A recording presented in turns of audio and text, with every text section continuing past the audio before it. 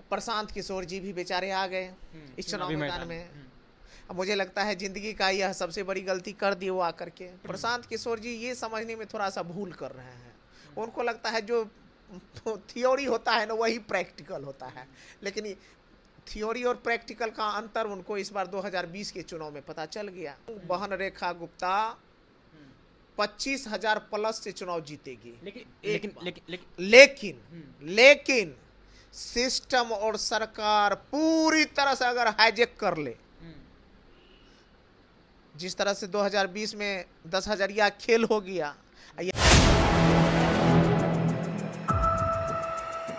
नमस्कार, आप 4PM बिहार देख रहे हैं। मैं हूं आपके साथ ऋषि। देखिए, बांकेपुर सीट को लेकर के बातचीत करेंगे। जिस तरह से प्रशांत किशोर जनसुराज के सूत्रधार वो खुद चुनावी मैदान में है, उपचुनाव होना है। यह सीट जो है बीजेपी के जो वर्तमान राष्ट्रीय अध्यक्ष हैं नितिन नवीन, वो जब राज्यसभा गए और उसके बाद यह सीट खाली हुआ है। राजद भी जो है अपनी ओर से प्रत्याशी दिया, लेकिन क्या वह प्रत्याशी इंडिया अलायंस का है? क्योंकि कांग्रेस का साफ कहना है कि हमसे बिना जानकारी लिए, बिना बातचीत किए हुए प्रत्याशी दे दिया गया है। बातचीत करेंगे। हमारे साथ बातचीत करने के लिए गौतम कृष्ण है, महिषी से विधायक हैं। राजद भी इस चुनावी मैदान में है बांकेपुर सीट को लेकर के। लेकिन कांग्रेस जो है वो तो कह रही है कि भाई हमसे बिना पूछे हुए आप प्रत्याशी दे दिए। सब कुछ ठीक है इंडिया गठबंधन में, जो प्रत्याशी है इंडिया गठबंधन के हैं। सबसे पहले आपके चैनल के माध्यम से बहन रेखा गुप्ता जो राष्ट्रीय जनता दल के प्रत्याशी है उनको बधाई, शुभकामना दे रहा हूं। और मैं एक तरह से कहूं तो अग्रिम बधाई दे रहा हूं कि बहुत बड़े मार्जिन से बहन रेखा गुप्ता चुनाव जीतने जा रही है। अब आप पूछिए कैसे, कि कुछ आदमी को मेरे बात कहते कहते मिर्ची लग जाएगी। सबसे पहले ये देखिए, बहन रेखा गुप्ता का किस्मत कितना तेज है कि फिर से उनको चुनाव लड़ने का मौका मिला। ये सौभाग्य मिला, ये ईश्वर ने सौभाग्य दिया। नितिन नवीन जी चले गए, बहन रेखा गुप्ता जो सेकेंड स्थान पे थी उनको फिर से चुनाव लड़ने का मौका मिला। दूसरा बधाई इस नाते भी देता हूं, राष्ट्रीय जनता दल के हमारे युवा नेता ओजस्वी तेजस्वी यादव जी ने और आदरणीय लालू प्रसाद ने, पूरी पार्टी ने आप पे भरोसा जताया। तीसरी बात ये मैं कहना चाहता हूं, प्रशांत किशोर जी भी बेचारे आ गए इस चुनाव मैदान में।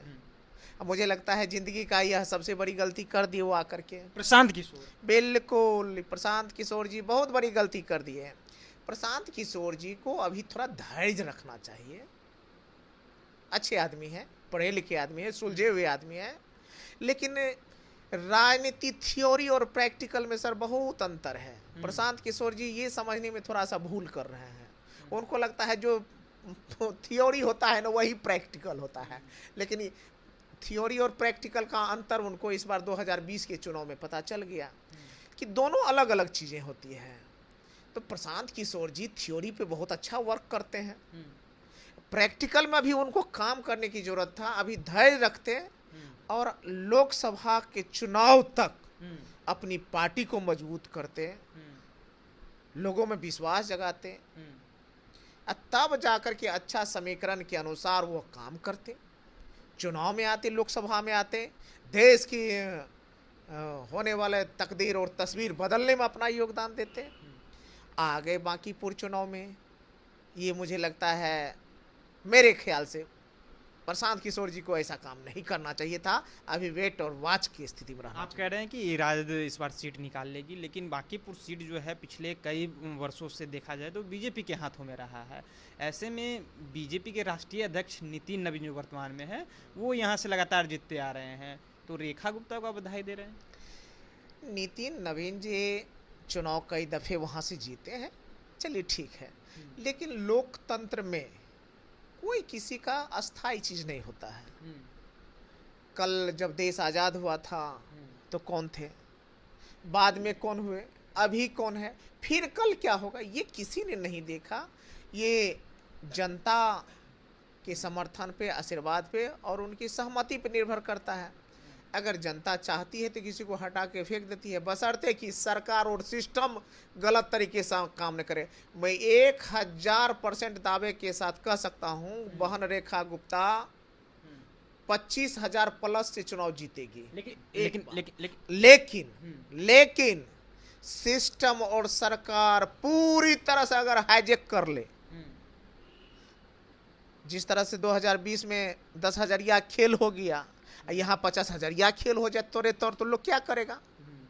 लेकिन एक बात कहूँगा, अगर ईमान से यह चुनाव हुआ, ईमानदारी से अगर इलेक्शन कमीशन ने अपना काम किया, सिस्टम ने काम किया, तो बहन रेखा गुप्ता बड़े मार्जिन से चुनाव जीतेगी, आप याद रख लीजिए। इलेक्शन कमीशन पर अभी भी डाउट है आप लोगों को, जिस तरह से आप लोग कह रहे हैं कि 2020 के चुनाव परिणाम देख लीजिए, अभी भी डाउट है बांकीपुर सीट को लेकर? बिल्कुल, मैं आपको कह रहा हूँ कि जिस तरह से इलेक्शन कमीशन पर डाउट हमको नहीं, सब लोगों को भरोसा उठा है पिछले कुछ चुनावों से। इसका कारण कह रहा हूँ, 10,000 रुपये लोगों के खाता में उस दिन भी जा रहे हैं जिस दिन वोट डालने जा रहा है। क्या इलेक्शन कमीशन क्यों नहीं इन चीजों को देखा, क्यों नहीं रोक लगवाए? आदर्श आचार संहिता का उल्लंघन क्या ये नहीं है? आप चुनाव डालने जा रहे हैं और आपको एक दिन पहले वोट 10,000 रुपये आता है, भैया दूसरे को छोड़िए, हम कहते हैं आपके भी खाता में अगर 10,000 आ जाएगा तो 2 बार आप सोचने लगिएगा कि वोट किसको दें, इसको दें, किसको दो। आप जा रहे मूड बनाए हुए थे कि भ्रष्टाचार पर, बेरोजगारी पर, अपराध पर मूड पूरा आपका बना हुआ है, इसके विरोध में मुझे तेजस्वी यादव को वोट डालना है।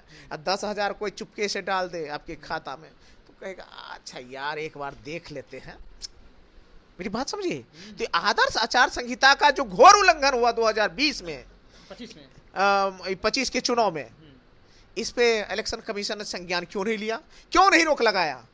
तो इसलिए हम कहते हैं कि ये संदेह के घेरा में, लोगों के कटघरे में, नजर के कटघरे में तो है। लेकिन प्रशांत किशोर जो है वो कह रहे हैं, उनका दावा है कि अगर बीजेपी को बांकीपुर सीट से अगर कोई हराता है तो जनसुराज हराएगा। समर्थन दे देना चाहिए राजद को, कांग्रेस को भी दे देना चाहिए। प्रशांत किशोर जी की बात जुदा है, वो विधायक नहीं, वो डायरेक्ट मुख्यमंत्री भी बनाने का काम करते हैं कई जगह, वो खुद से दावा किए, प्रधानमंत्री भी बनाते हैं। लेकिन दुर्भाग्य की बात है, जब 2025 में अपने कैंडिडेट को बिहार में उतारते हैं तो एक भी आदमी अपना जमानत भी नहीं बचा पाते हैं। तो ये बात थोड़ी समझनी होगी, जल्दबाजी कर दी है मेरे ख्याल से। चलिए, तो प्रशांत किशोर बांकीपुर सीट पे जल्दबाजी कर दिए, थोड़ा धैर्य बनाना था। जो व्यक्ति मुख्यमंत्री बनाया हो, जो व्यक्ति ये दावा करता हो कि हमने प्रधानमंत्री को बनाया, वो बिल्कुल बांकीपुर सीट को लेकर के जल्दबाजी कर दिए और चुनावी मैदान में उतर गए। हमारे साथ बातचीत कर रहे थे, बातचीत को लेकर के आपकी क्या राय है, अपनी राय नीचे कमेंट बॉक्स में रखिएगा। आप देख रहे थे 4PM बिहार, बहुत बहुत धन्यवाद।